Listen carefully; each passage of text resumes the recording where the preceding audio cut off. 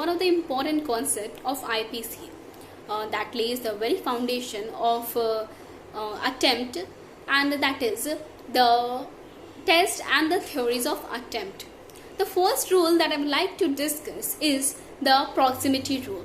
As you all know that this rule has been stated, thus it seems that that the act of the accused is necessarily proximate if though it is not the last act that he intended to do, and it is the last act that is legally necessary for him to do if the result desired by him is afterwards brought about without further conduct on his part.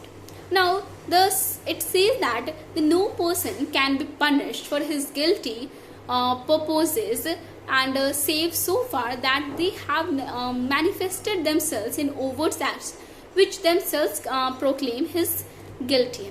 In one of the important cases that provides a total illustration about this rule is R versus Taylor. In this case, it was found that A was found guilty of attempting to commit arson as he was detected in the fact of lighting a matchstick behind a haystack, but instead of lightning, he has been found to only to have purchased or even in possession of the matchstick. He would not have been held liable for attempt because it was difficult to prove that the matchstick was to commit the arson. However, if we understand that in this case, if it was difficult to punish, as if if he comes out with the plea that the striking of the match was to light his cigarette. So this is totally depends upon the facts and circumstances of each case, and the proximity as to the attempt is to be considered as per the facts and circumstances of every case. Now the second test, that is the doctrine of locus poenitentiae.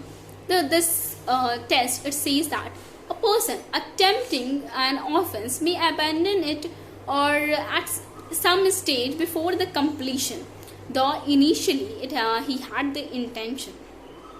This doctrine was adopted by Supreme Court in one of the case of Malkiyat Singh versus the state of Punjab. In this case, it was considered that it may happen that the intention to commit the offense may be dissolved at any stage of time, and as in this case, it was considered that it may happen that he may have left the intention of violating or contravening the government order of not transporting the paddy out of the Delhi Punjab border, and this was considered in this case. So, however, a changed view later came on in MP state of MP versus Narayan Singh. It was said that if this theory it is pressed to illogical ends, then there would be hardly any field for the penal clause of attempt to cover the distance between preparation and the actual commission of the offense. Now, if we talk about the equivocality test, that is also important.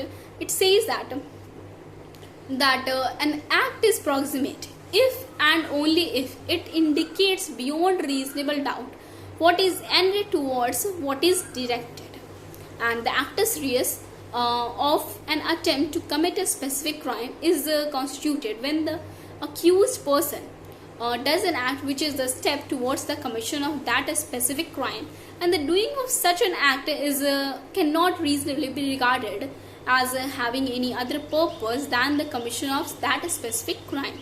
Here the intention followed by the mere preparation is not sufficient to constitute an arrest, to constitute attempt. Now, but the preparation must be followed by an act towards the commission of the crime. Now, in according to Professor Glanville Williams, he say that this test on the strict application would acquit many undoubted criminals. So this was all about equivocality test. Now we move towards another test, that is the social danger test. Now in this test, we can understand that the seriousness of the attempt to commit a crime has been one of the important criteria in deciding the liability in cases of attempt. And if the facts and circumstances of the case it lead to the inference that the resultant consequences would have been grave and the crime of attempt is complete, then in fact it is the apprehension of the social danger which the particular crime is calculated to excite that determines liability for an attempt. So this was considered in all cases when the social danger test is applied to understand whether there was attempt or not. Now the last test that I would like to discuss is the impossibility test. It is very much essential to know that if a person if he is convicted of stealing some jewels from an empty jewel box or something from any empty pocket, the importance is on the belief of the person and the intention or preceding his action to do that particular act. In one of the case of R versus Brown, it was considered that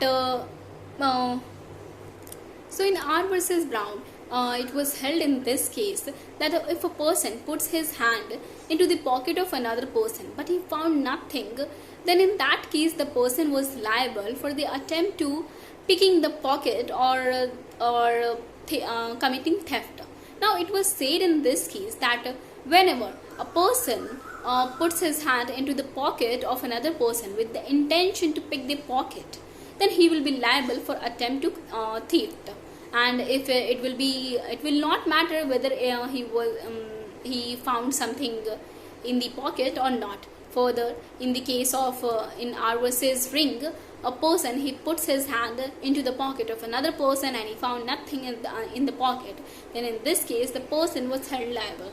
So this case actually overrules the judgment and the decision of R versus Brown. So but there are always changes happening in the judgments that are made on this in this regard regarding the impossibility. So it is also one of the important tests and the theories behind understanding that whether attempt was committed or not.